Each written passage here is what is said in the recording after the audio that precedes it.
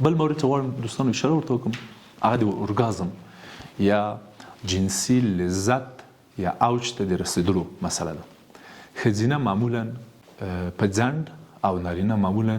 په چټکۍ اورګازم ته رسیږي. ما دا خبره معمولا کړې ده چې نارینه په د جنسي اورګازم په برخه کې د خرګوش یا سوی په څیر دي او ښځینه د جنسي لذت یا اورګازم ته د رسیدلو په برخه کې د کشپ یا سنگ پشتک په څیر دي. اوس نو تاسو د سنگ پشتک قدمونو ته فکر وکړئ او تاسو د سوی قدمونو ته فکر وکړئ.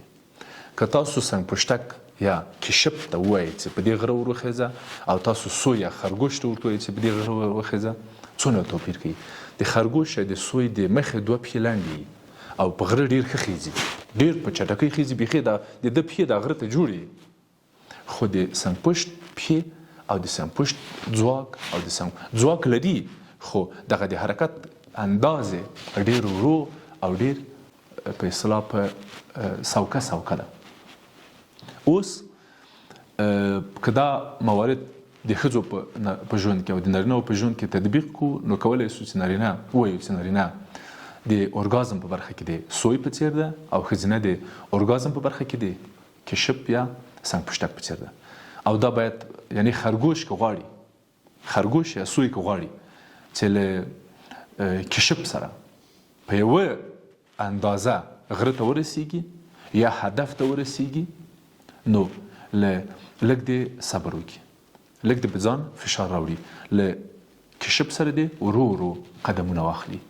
له کشپ سره د ورو ورو لاړ شي. دا په یاد ولرئ دوستانو که دغه خرګوش یا دغه سوی د کشپ یا د سنگ پشت دغه حالت او دغه په اصطلاح جوړښت ته له فزیکي اړخه، له جنسیتي اړخه، د پښو له اړخه، د قدمونو له اړخه او د غره پورته کېدلو له اړخه سوی یا خرګوش د سنگ پشت یا د کشپ اړتیا ته یا حالت ته یا وضعیت ته په کتو عمل ونه کړي او هر ځل له کشپ نه مخکې هدف ته ورسیږي، له کشپ نه مخکې غره ته وخیزي او څو برابر دا څو ځله دا کار تکرار سي، یو وارې لاړ سي منډه تر واخلي، هلته خپل هدف پوره کړي، بیا لاړ سي منډه تر واخلي، بالاخره سنگ پشت یو وخت کې دې نتیجې ته رسیږي چې نو زه نور ذاتي دې سوی سره مسابقه نه وهم، زه نور دې سوی سره غره ته نه ځم، ځکه هر ځل ما په نیمه لار کې پرېږدي. او کله کله خو داسې پېښېږي چې دا کشپ اصلا د دې تګ اراده نه کوي، نور ذاتي نه غواړي چې دا قدمونه وهي، وایي نه ځم، بیخي نه ځم، ته لاړ شه ورځه، ته ورځه زه نه ځم. او دا زموږ د ډېریو کورنیو ژوند ده. وایه ښځه په ډېریو مواردو کې خپل نارینه ته وایي چې ته د خپل اړتیا پوره کړه، ته د خپل کار خلاص کړه او ځه، نور ما څه کوي، ما پرېږده. ډېر ځله خو په ځینو ښځینهو کې دا باور دومره په اصطلاح پوخ سوی او پړسېدلی ده چې د جنسي اړیکې چې دي استاد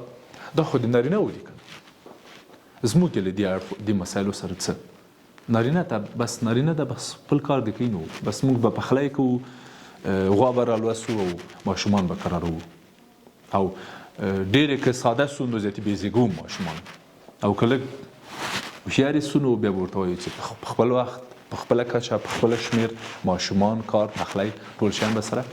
تنظیموو. ښه، دا توپیرونه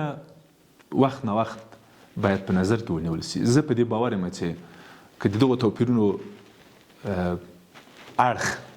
موږ نارینه او ښځینه په نظر کې وساتو، موږ ډېر ښه کولی سو ژوند وکړو، ډېر ښه خوږ ژوند کولی سو، انساني ژوند کولی سو. ښه، د اورګازم په برید یو بل مورد هم شته چې زه غواړم اشاره ورته وکړم، هغه دا چې نارینه معمولا په دوو کې په دریو دقیقو کې د خپل جنسي اوج ته رسیږي او هېڅ ستونزه هم نه لري، خپله اړتیا پوره کوي. خو برعکس ښځینه ډېر په ځنډ تقریبا 10 تر 15 دقیقو پورې وخت ته اړتیا لري. او دا م ویمه چې دغه کوم اورګازم چې ښځې طی کوي، نارینه په مغو 3 دقیقو کې اړتیا ته رسیږي، خپل ضرورت ته رسیږي او څو ثانیې د خوند او لذت دوام کوي او سړیږي. په ښځه کې دغه لذت څو دقیقې تقریبا 10 تر 20 دقیقو پورې دوام کوي. یعنی ښځینه کولی شي څو ځله اورګازم ته ورسیږي، خو نارینه وروسته له لومړي اورګازم نه دویم اورګازم ته څو ساعتو ته د اقل 3 ساعتو ته ضرورت لري چې بیرته بیا هغه سوخت و ساز د په بدن کې وسی تر څو بیا دغه اړیکې ته چمتو یا آماده شي.